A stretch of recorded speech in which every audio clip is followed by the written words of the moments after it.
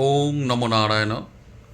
আগামীকাল 9 ডিসেম্বর মঙ্গলবার আমাদের মুক্তানন্দ গুরুকুল আশ্রমে বিকেল 4টে থেকে দেবী ভাগবতম পাঠ হবে। তাই তোমাদের সকলকে বিশেষভাবে আমন্ত্রণ জানাই এই দেবী ভাগবত পাঠ শোনার জন্য।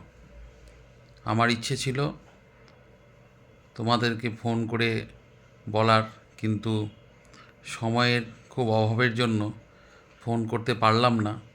তাই ভিডিও মেসেজের দ্বারা তোমাদেরকে আমি আমন্ত্রণ জানালাম।